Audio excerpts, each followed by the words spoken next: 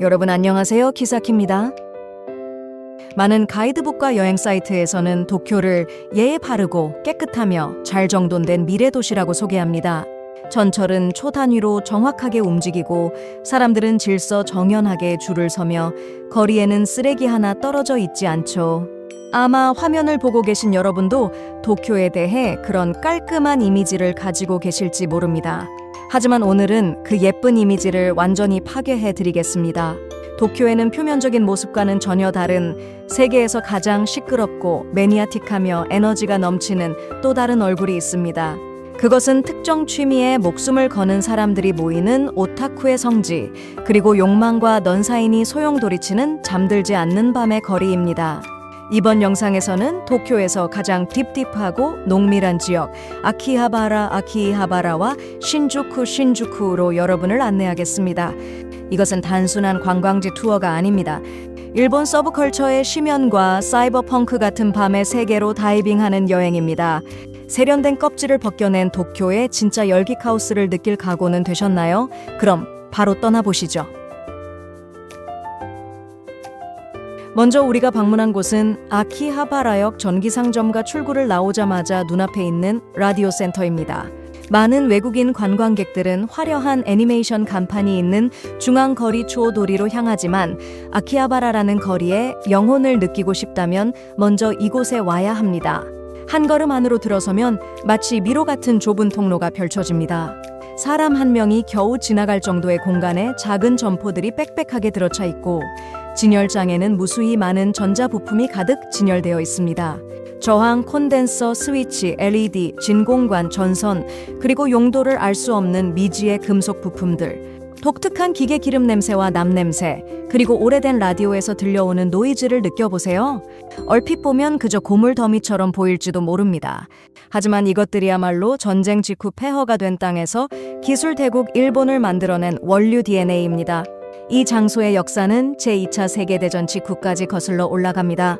당시 물자가 부족했던 이곳에 라디오 부품을 파는 암시장 같은 노점들이 모여들었습니다. 정보에 굶주려 있던 사람들에게 직접 만든 라디오는 세계와 연결되는 유일한 수단이었습니다. 거기서 기술을 갈고 닦은 엔지니어와 부품을 사러 오던 젊은이들이 훗날 소니나 파나소닉 같은 일본의 가전 메이커를 키워냈고 세계를 석권하는 기초를 닦은 것입니다. 이곳에서는 완성품을 거의 팔지 않습니다. 파는 것은 소재와 가능성입니다. 지금도 많은 엔지니어와 발명가들이 이곳에 와서 부품을 찾고 새로운 기술을 만들어내려 하고 있습니다. 가게 주인 아저씨들이 조금 무뚝뚝해 보일지 몰라도 그들은 전자 부품의 프로들입니다. 이곳의 감도는 모노즈쿠리 장인 정신의 조용한 열기야말로 아키하바라의 원풍경입니다. 라디오 센터의 깊은 세계를 본 뒤에는 더 깊은 곳으로 가봅시다. 메인 거리에서 한 블록 들어간 뒷골목, 통칭 정크 거리 정크 스트리트라고 불리는 구역입니다. 이곳은 아키하바라 중에서도 특히 고수 엑스퍼트들이 모이는 장소입니다. 길게 놓인 수레를 보세요.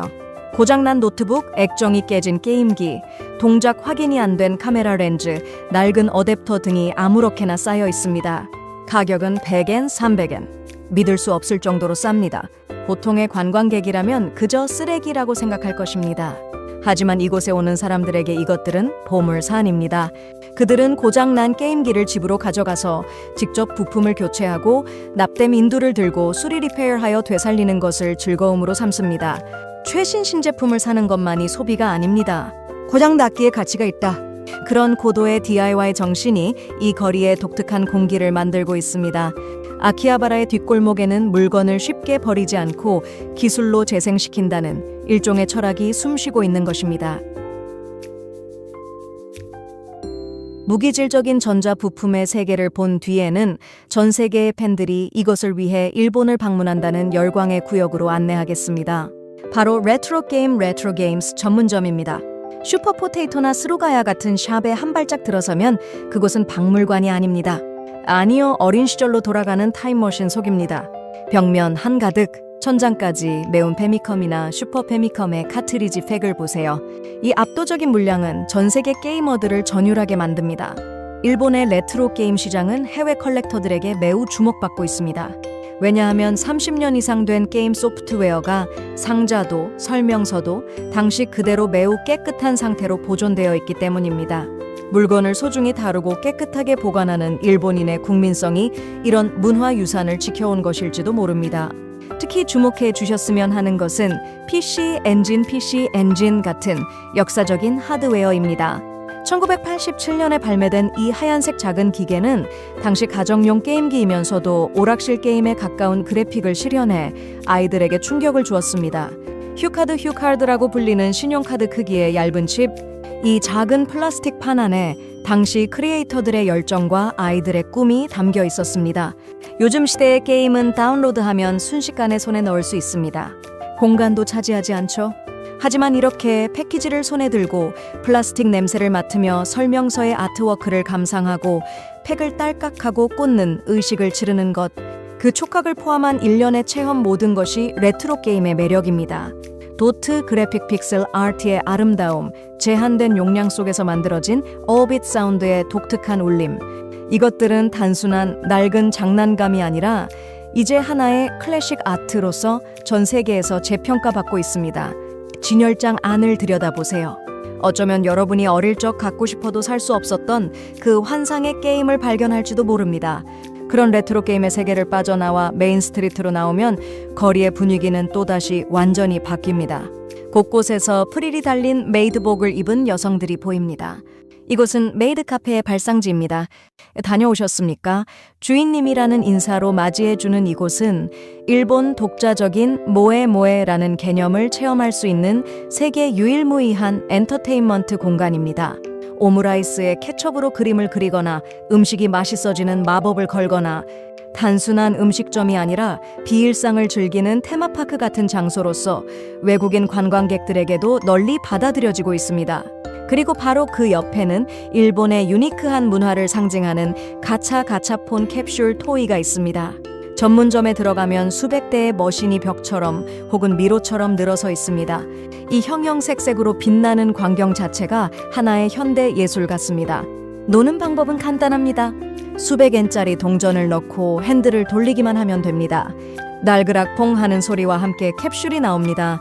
안에 들어있는 것은 정교한 애니메이션 피규어부터 일본의 정교한 불상 미니어처 혹은 주먹밥 속재료 반진나 공중전화 미니어처 같이 누가 원할까 싶은 매니아틱한 잡화까지 다양합니다. 내용물이 보이지 않기에 핸들을 돌리는 순간에 두근거림이 있습니다. 이 아날로그적인 설렘은 언어를 몰라도 즐길 수 있는 세계 공통의 체험입니다. 퀄리티가 높고 부피가 작아서 일본 여행 선물로도 최적입니다. 꼭 동전을 준비해서 이 캡슐의 숲에 빠져들어 보세요. 오타쿠의 성지 아키하바라를 뒤로하고 노란색 전철 소부선을 타고 서쪽으로 이동합시다. 목표는 세계에서 승하차객 수가 가장 많은 거대 터미널 신주쿠입니다. 아키하바라가 취미와 망상의 거리라면 신주쿠는 욕망과 마철루의 거리입니다. 역의 서쪽 출구를 나오면 하늘을 찌를 듯한 고층 빌딩 숲이 펼쳐져 있습니다. 일본 고도 경제 성장의 상징이라고도 할 수 있는 풍경입니다. 먼저 그 중심에 우뚝 솟은 도쿄도청 도쿄 메트로폴리탄 거버먼트 빌딩으로 향합니다. 이 거대한 트윈타워는 유명한 건축가당의 겐조가 설계했습니다. 여행자에게 이곳은 절대 빼놓을 수 없는 스팟입니다. 왜냐하면 지상 202m에 있는 전망실에 누구나 무료로 들어갈 수 있기 때문입니다. 엘리베이터를 타고 단숨에 상공으로, 발 아래로 펼쳐지는 것은 지평선까지 이어지는 콘크리트 정글 도쿄입니다. 날씨가 맑은 날에는 멀리 일본의 상징인 후지산이 보이기도 합니다. 붉은 도쿄타워와 새로운 스카이트리, 신구의 랜드마크를 동시에 바라볼 수 있습니다. 그리고 밤이 되면 360도 모든 곳이 빛의 바다로 변합니다. 보석을 흩뿌려 놓은 듯한 야경을 내려다보며 이 거대 도시의 에너지를 피부로 느껴보세요. 끊임없이 흐르는 자동차 헤드라이트, 빌딩의 불빛 하나하나에 사람들의 생활과 일이 있습니다. 도쿄라는 도시가 얼마나 광대하고 얼마나 많은 사람이 살고 있는지 그 압도적인 스케일에 숨을 죽이게 될 것입니다. 해가 지면 신주쿠는 또 다른, 보다 자극적인 얼굴을 보여줍니다. 조용한 서쪽 오피스 거리와는 대조적인 역 동쪽에 있는 일본 최대의 환락가 가부키초로 이동합시다. 입구에 있는 붉은 게이트 가부키초 1번가 아치를 통과하면 그곳은 넌사인이 빛나는 불야성입니다. 빌딩 위를 올려다보세요. 실물 크기의 거대한 고질라가 붉은 빛을 뿜으며 이 거리를 내려다보고 있습니다. 때때로 입에서 연기를 뿜으며 포효가 울려 퍼집니다. 무수히 많은 간판이 겹치듯 빛나고 일본어, 영어, 중국어 온갖 언어가 날아다닙니다. 큰 음악 소리, 호객꾼의 목소리, 즐거운 웃음소리. 영화 블레이드 러너나 사랑도 통역이 되나요? Lost in Translation에서 그려졌던 사이버펑크적인 세계관이 세트장이 아닌 현실로서 이곳에 펼쳐져 있습니다. 가부키초는 잠들지 않는 거리입니다. 이자카야, 바, 노래방, 호스트 클럽, 그리고 로봇 레스토랑, 온갖 욕망과 엔터테인먼트가 이 몇 블록 안에 응축되어 있습니다. 조금 무서운 이미지가 있을지도 모르지만 메인 거리를 걸으며 그 열기를 느끼는 것만으로는 매우 익사이팅하고 안전한 장소입니다. 이 압도적인 빛의 양과 사람의 에너지야말로 도쿄 밤의 리얼한 모습입니다. 가부키초의 넌 바다를 빠져나온 끝에 또 하나 기적 같은 장소가 숨겨져 있습니다. 바로 신주쿠 골든게이트입니다. 이곳은 예전 가부키초의 소란스러움에서 남겨진 듯한 목조 연립주택이 밀집한 구역입니다. 불과 몇 블록의 좁은 구역에 약 300채의 작은 바발들이 빽빽하게 들어차 있습니다. 어느 가게든 정말 작아서 카운터에 5명만 앉으면 만석이 되어버립니다. 하지만 이곳에는 독특한 문화가 있습니다. 예전부터 작가, 영화감독, 연극인 같은 아티스트들이 밤마다 모여 술잔을 한 손에 들고 예술론을 펼치던 장소이기 때문입니다. 가부키초가 육체적인 욕망의 거리라면 골등하는 정신적인 아지트라고 할 수 있겠죠. 최근에는 그 레트로하고 영화 세트장 같은 분위기에 이끌려 많은 외국인 관광객이 방문하고 있습니다. 좁은 계단을 올라가 무거운 문을 여는 건 조금 용기가 필요하지만 일단 안에 들어가면 마스터나 손님들이 따뜻하게 맞이해 줍니다. 도쿄 밤의 가장 문화적이고 딥한 일면을 보고 싶다면 이곳을 빼놓을 수 없습니다. 마지막으로 소개할 곳은 그런 신주쿠 투어의 마무리에 어울리는 장소입니다. 기찻길 옆 좁은 골목, 오모이데 요코초 추억의 골목, 오모이데 요코초입니다. 한 발짝 들어서면 마치 타임슬립을 한 듯한 감각에 휩싸입니다. 머리 위를 덮은 조화, 흔들리는 붉은 등아카 초칭, 그리고 숯불에 굽는 야키토리 달꼬치의 고소한 연기. 이곳에는 전후 쇼와 시대의 분위기가 그대로 냉동 보존된 것처럼 남아 있습니다. 가게는 모두 매우 작고 몇 자리 없는 좁은 카운터에서 손님끼리 어깨를 맞대고 앉습니다. 메뉴는 심플합니다. 숯불에 구운 닭고기, 몇 시간이고 푹 끓여 부드러워진 모츠 니코미 곱창 조림, 그리고 차가운 맥주. 말이 통하지 않아도 상관없습니다. 좁은 공간에서 소매를 스치며 식사를 하면 옆에 앉은 현지인이나 전 세계에서 온 여행자와 자연스럽게 건배가 시작됩니다. 세련된 고층 빌딩이나 최신 로봇 바로 옆에 이런 흙냄새 나고 따뜻한 장소가 남아있다. 이 극단적인 대비야말로 도쿄라는 도시의 깊이이자 최대의 매력이 아닐까요? 어떠셨나요? 전기와 서브컬처의 미로 아키하바라, 그리고 마천루와 뒷골목이 공존하는 잠들지 않는 거리 신주쿠. 둘 다 도쿄를 대표하는 지역이지만 그 표정은 전혀 다릅니다. 완벽하게 정돈된 앞모습도 아름답지만 이런 혼돈스럽고 에너지가 넘치는 뒷모습이야말로 도쿄의 재미의 본질일지도 모릅니다. 만약 일본에 오신다면 꼭 이 두 거리를 모두 걸어보세요. 아키하바라에서 자신만의 보물을 찾고 신주쿠의 야경에 취해보고 뒷골목에서 야키토리를 먹어보세요. 그런 체험이 여러분의 여행을 더욱 잊지 못할 것으로 만들어줄 것입니다.